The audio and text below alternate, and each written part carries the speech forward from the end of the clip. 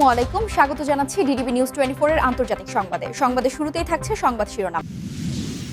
ইসরায়েলকে চরম হুঁশিয়ারি। ফিলিস্তিন, লেবানন ও ইরানের পাশে বিশ্বের 7 শক্তিশালী দেশ। বদলে যাচ্ছে মধ্যপ্রাচ্যের সমীকরণ। 2025 সালে দেশ ছেড়েছেন 69,000 ইসরায়েলি। কারণ কি? সুইজারল্যান্ডে নববর্ষ উদযাপনকালে বিস্ফোরণে নিহত 40 জন।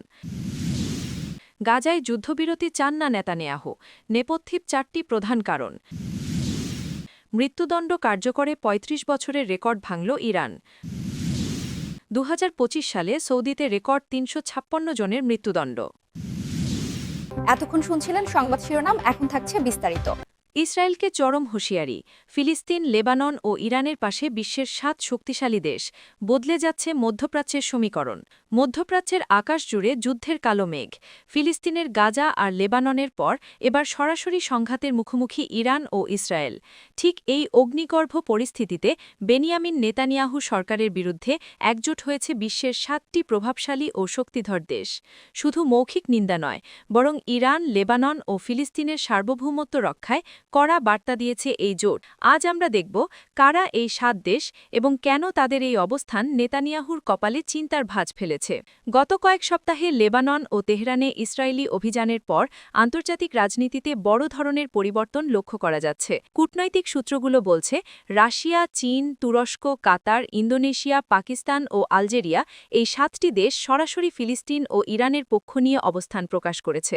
রাশিয়া ও চীন, মস্কো এবং বেইজিং পরিষ্কার জানিয়েছে, মধ্যপ্রাচ্যে একতরফা আধিপত্য আর মেনে নেওয়া হবে না। পুতিন ও শি জিনপিং সরকার স্পষ্টভাবে ইরানের সার্বভৌমত্বের ওপর যে কোনো আঘাতকে আন্তর্জাতিক আইনের লঙ্ঘন হিসেবে দেখছে। তুরস্কের হুঙ্কার। প্রেসিডেন্ট রিসিপ তাইয়েব এরদোয়ান সরাসরি নেতানিয়াহুকে আধুনিক যুগের হিটলার আখ্যা দিয়ে লেবানন ও গাজার মুসলিম ভাইদের পাশে থাকার ঘোষণা দিয়েছেন। তিনি সামরিক হস্তক্ষেপের প্রচ্ছন্ন ইঙ্গিত দিয়েছেন। ইসলামী দেশগুলোর ঐক্য। পাকিস্তান ও ইন্দোনেশিয়ার মতো বৃহৎ মুসলিম রাষ্ট্রগুলো আন্তর্জাতিক মঞ্চে ইসরায়েলের ওপর নিষেধাজ্ঞা আরোপের দাবি তুলেছে। অন্যদিকে মধ্যস্থতাকারী হিসেবে পরিচিত কাতার এবং উত্তর আফ্রিকার শক্তি আলজেরিয়া সরাসরি প্রতিরোধ যোদ্ধাদের নৈতিক সমর্থন দিচ্ছে। রাজনৈতিক বিশ্লেষকরা মনে করছেন, এতদিন যুক্তরাষ্ট্র ইসরায়েলকে একতরফা সমর্থন দিলেও এই 7টি দেশের জোটবদ্ধ হওয়া ইসরায়েলের জন্য একটি বড় কূটনৈতিক ধাক্কা। বিশেষ করে রাশিয়া ও চীনের সরাসরি সম্পৃক্ততা যুদ্ধের মোড় ঘুরিয়ে দিতে পারে। বিশ্বজুড়ে প্রশ্ন উঠছে, এই শক্তিশালী দেশগুলোর কড়া বার্তার পর নেতানিয়াহু কি তার সামরিক অভিযান থেকে পিছিয়ে আসবেন, নাকি মধ্যপ্রাচ্য এক ভয়াবহ তৃতীয় বিশ্বযুদ্ধের দিকে ধাবিত হবে? আন্তর্জাতিক রাজনীতির এই দাবা খেলায় শেষ পর্যন্ত জয় কার হয় তা সময়ই বলে দেবে। 2025 সালে দেশ ছেড়েছেন 69,000 ইসরায়েলি। কারণ কি? গাজায় হামাসের বিরুদ্ধে ইসরায়েলের যুদ্ধের আবহে 2025 সালে 69,000-এর বেশি ইসরায়েলি নাগরিক দেশ ত্যাগ করেছেন। বুধবার 31 ডিসেম্বর দেশটির কেন্দ্রীয় পরিসংখ্যান ব্যুরো সিবিএসের প্রতিবেদনে এ তথ্য জানা গেছে। এ নিয়ে দ্বিতীয়বারের মতো ইসরায়েলে অভিবাসনের ভারসাম্য ঋণাত্মক পর্যায়ে পৌঁছেছে। সিবিসি জানিয়েছে, 2025 সালে ইসরায়েলের মোট জনসংখ্যা 1.1% বৃদ্ধি পেয়ে রেকর্ড 1,17,80,000-এ দাঁড়িয়েছে। গত বছরও ইসরায়েলে জনসংখ্যা বৃদ্ধির হার এমন ছিল। এটি দেশটির ইতিহাসে অন্যতম মন্দগতির প্রবৃদ্ধি। একই দিনে প্রকাশিত টাউপ সেন্টারের একটি সামাজিক নীতি গবেষণায় ধারণা করা হয়েছে, এই প্রবৃদ্ধির হার 0.9% হবে এবং এটি প্রথমবারের মতো 1%-এর নিচে নামবে। সিবিসি জানিয়েছে, 2025 সালে প্রায় 24,600 নতুন অভিবাসী ইসরায়েলে এসেছেন, যা 2024 সালের চেয়ে 8,000 কম। এই পতনের মূল কারণ ছিল রাশিয়া থেকে আগত অভিবাসীদের সংখ্যা হঠাৎ কমে যাওয়া, যা 2022 সালে রাশিয়ার ইউক্রেন যুদ্ধ শুরু হওয়ার পর অভিবাসী আসার সংখ্যা কমে যায়। এদিকে প্রায় 19,000 ইসরায়েলি দীর্ঘ সময় বিদেশে থাকার পরে দেশে ফিরে এসেছে এবং 5,500 জন পরিবারের সঙ্গে মিলিত হওয়ার লক্ষ্যে এসেছেন। সব মিলিয়ে মোট অভিবাসনের চূড়ান্ত হিসাব প্রায় 20,000 মানুষের ঘাটতিতে রয়েছে। টাইমস অফ ইসরায়েলের প্রতিবেদনে বলা হয়, এ নিয়ে দ্বিতীয় বছর ইসরায়েল থেকে দেশ ছাড়ার সংখ্যা দেশে আসার চেয়ে বেশি। 2024 সালে 82,700 ইসরায়েলি দেশ ছেড়ে গেছে, যা আসার চেয়ে প্রায় 50,000 বেশি। ইসরায়েল রাষ্ট্রের ইতিহাসে সাধারণত ইহুদিরা দেশ ত্যাগের চেয়ে ভিড়ে আসার ঘটনাই বেশি ছিল। শুধুমাত্র 1950 ও 1980-র দশকে কিছু সময় এর ব্যতিক্রম ছিল। সাম্প্রতিক বছরগুলোতে ইসরায়েলের রাজনৈতিক ও নিরাপত্তা পরিস্থিতি, বিশেষ করে 2023 সালের 7 অক্টোবর গাজা যুদ্ধ শুরু হওয়ার পর অনেকেই সরকারের বিচারিক সংস্কার পরিকল্পনা নিয়ে হতাশা প্রকাশ করেছেন। সমালোচকরা বলছেন, ওই সংস্কার পরিকল্পনা দেশের ডেমোক্রেসিকে দুর্বল করছে। সুইজারল্যান্ডে নববর্ষ উদযাপনকালে বিস্ফোরণে নিহত ৪০ জন। সুইজারল্যান্ডের দক্ষিণ পশ্চিমাঞ্চলের ক্রান্স মান্টানায় বিলাসবহুল একটি স্কি রিসর্টে নববর্ষ উদযাপন অনুষ্ঠান চলাকালীন বিস্ফোরণের ঘটনা ঘটেছে। বিস্ফোরণে অন্তত ৪০ জন নিহত ও ১০০ জন মানুষ আহত হয়েছেন। বৃহস্পতিবার ১ জানুয়ারি সুইজারল্যান্ড পুলিশ জানিয়েছে, আহত ব্যক্তিদের মধ্যে অনেকের অবস্থা গুরুতর। আন্তর্জাতিক সংবাদ সংস্থা রয়টার্সের প্রতিবেদনে এ তথ্য জানা গেছে। এতে বলা হয়, ক্রান্স মান্টানার ওই স্কি রিসর্টের নাম লা কনস্টেলেশন। সেটার বারে স্থানীয় সময় বুধবার দিবাগত রাত ১:৩০টায় GMT 12:30টায় বিস্ফোরণ থেকে আগুন ছড়িয়ে পড়ে। এই সময় বহু মানুষের ভিড় ছিল। হতাহত ব্যক্তিদের উদ্ধার করতে দ্রুত সেখানে পুলিশ, ফায়ার ব্রিগেড ও রক্ষাকর্মীরা উপস্থিত হয়। এই ঘটনা নিয়ে এক সাংবাদিক সম্মেলনে প্রসিকিউটর বিয়াট্রিস পিলাউট বলেন, এখন আমরা এটিকে একটি অগ্নিকাণ্ড হিসেবে বিবেচনা করছি। ঘটনাটিকে এখন আর পশাব্য আক্রমণের ঘটনা হিসেবে বিবেচনা করা হচ্ছে না। আমাদের হিসাব অনুযায়ী প্রায় ১০০ জন আহত হয়েছেন। বেশিরভাগ মানুষের অবস্থা গুরুতর। দুর্ভাগ্যবশত বেশ কয়েকজন মারা গেছেন বলে ধরে নেওয়া হয়েছে। আহত ব্যক্তিদের সিওন, লোসান, জেনেভা ও জুরিখের বিভিন্ন হাসপাতালে পাঠানো হয়েছে।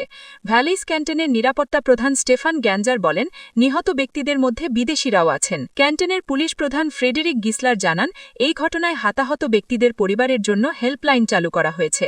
তবে গিসলার নিহত ব্যক্তিদের কোনো নির্দিষ্ট সংখ্যা প্রকাশ করতে রাজি নন। সুইজারল্যান্ড পুলিশ নিহত মানুষের সংখ্যা প্রকাশ না করলেও তাদের বরাত হয়ে ইতালির পররাষ্ট্র মন্ত্রণালয় বলেছে, সেখানে প্রায় ৪০ জনের মৃত্যু হয়েছে। গাজায় যুদ্ধবিরতি চান না নেতানিয়াহু। নেপথ্যের ৪টি প্রধান কারণ।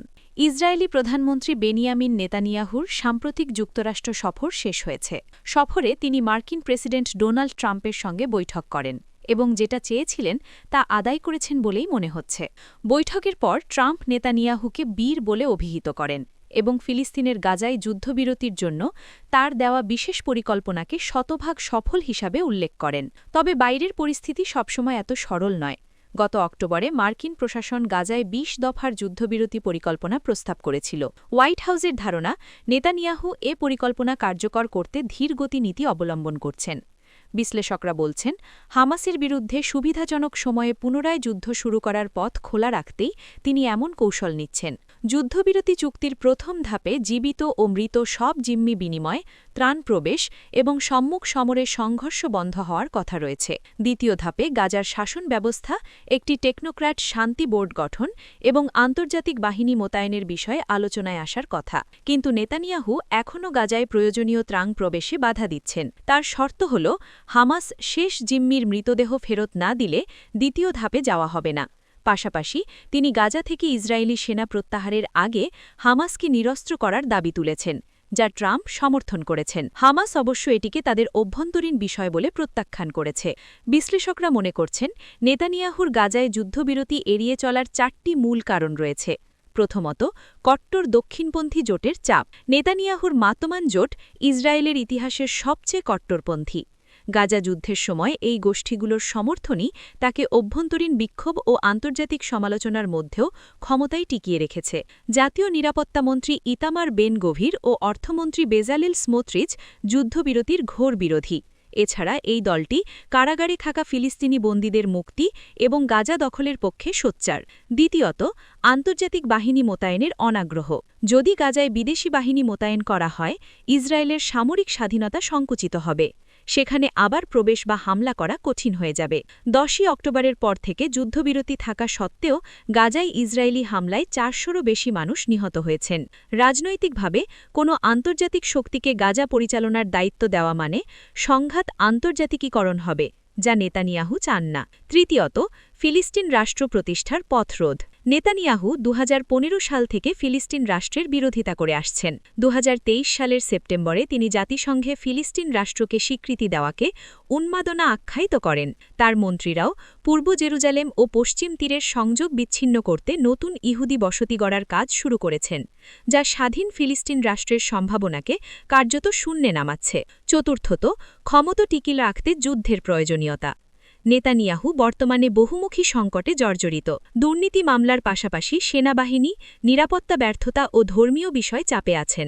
নির্বাচনের বছর সামনে রেখে নতুন কোনো সংঘাত শুরু করলে তিনি নিজেকে যুদ্ধকারীর নেতা হিসাবে উপস্থাপন করতে পারবেন, যা অভ্যন্তরীণ সমালোচনা কমাতে ও মিত্র ও বিরোধীদের একত্রিত করতে সহায়ক হবে। সব মিলিয়ে দেখা যায় আন্তর্জাতিক সমর্থন বজায় রেখে অভ্যন্তরীণ রাজনৈতিক হিসাব নিকাশ সামলাতে গিয়ে নেতানিয়াহু গাজায় স্থায়ী যুদ্ধবিরতির পথে বাধা সৃষ্টি করছেন। এই কৌশলের মূল্য দিচ্ছে গাজার সাধারণ মানুষ।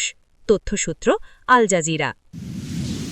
মৃত্যুদণ্ড কার্যকরে ৩৫ বছরের রেকর্ড ভাঙল ইরান। ইরানে বিভিন্ন ধরনের অপরাধের দায়ে ২০২৫ সালে অন্তত ১৫০০ মানুষের মৃত্যুদণ্ড কার্যকর করা হয়েছে। এর মধ্য দিয়ে দেশটিতে গত ৩৫ বছরের মধ্যে এক বছরে সর্বোচ্চ সংখ্যক মানুষের মৃত্যুদণ্ড কার্যকরের রেকর্ড হয়েছে। বৃহস্পতিবার নরওয়ে ভিত্তিক মানবাধিকার সংগঠন ইরান হিউম্যান রাইটসের বরাতে ফ্রান্স বার্তা সংস্থা এএফপির একটি প্রতিবেদনে এই তথ্য জানানো হয়েছে। আইএইচআর বলেছে, গত বছর ইরানে অন্তত ১৫০০ জনের মৃত্যুদণ্ড কার্যকর করা হয়েছে। সংগঠনটি মৃত্যুদণ্ড কার্যকরের এই পরিসংখ্যানকে নজিরবিহীন বলে অভিহিত করেছে। সংগঠনটির পরিচালক মাহমুদ আমিরি মোগাদ্দম এই সংখ্যাকে অত্যন্ত উদ্বেগজনক বলে মন্তব্য করেন। তিনি বলেন, গত ৩৫ বছরে এই রেকর্ড নজিরবিহীন। ইরান হিউম্যান রাইটস প্রতিষ্ঠার পর এমন সংখ্যা আমরা কখনো দেখিনি। আইএইচআর ও ফ্রান্স ভিত্তিক সংগঠন টুগেদার এগেইনস্ট দ্য ডেথ পেনাল্টির ইসিপিএমের তথ্য অনুযায়ী ২০২৪ সালে ইরানে অন্তত ৯৯৫ জনের মৃত্যুদণ্ড কার্যকর করা হয়েছিল।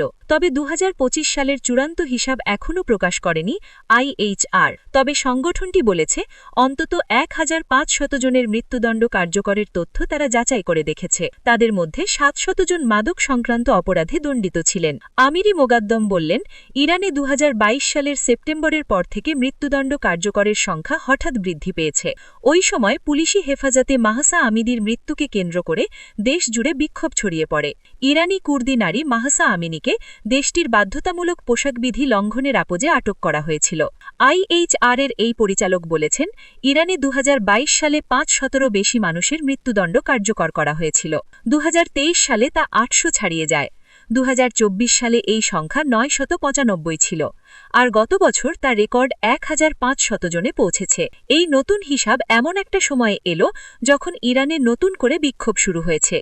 দেশটির অর্থনৈতিক স্থবিরতা নিয়ে অসন্তোষ থেকে বিক্ষোভ ছড়িয়ে পড়েছে।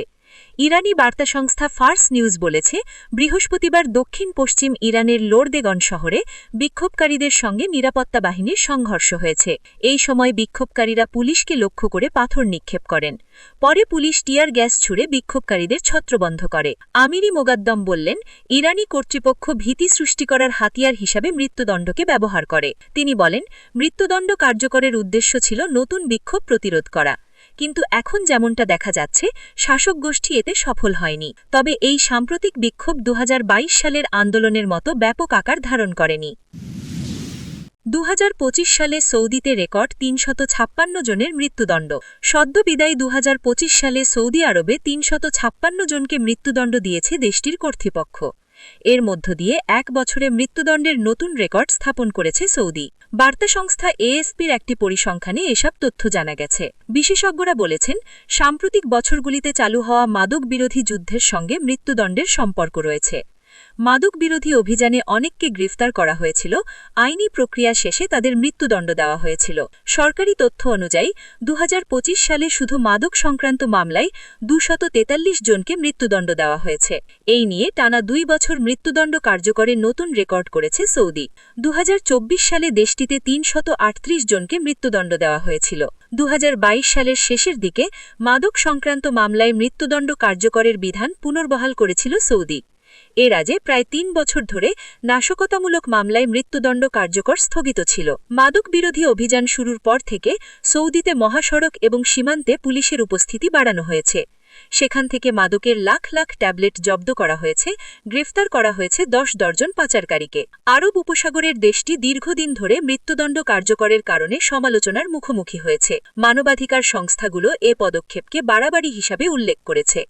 এ ধরনের সিদ্ধান্ত বিশ্ববাসীর সামনে সৌদিকে আধুনিক দেশ হিসাবে উপস্থাপনের চেষ্টার বিপরীত বলে নিন্দা করেছে তারা। মানবাধিকার কর্মীরা বলেছেন, যুবরাজ মোহাম্মদ বিন সালমান ভিশন ২০৩০ সংস্কার কর্মসূচি হাতে নিয়েছেন। মৃত্যুদণ্ড কার্যকরের চলমান নীতি তার সেই কর্মসূচি গড়তে এই সর্বজনীন ও সহনশীল সমাজের ভাবিমর্তকে ক্ষুণ্ণ করছে।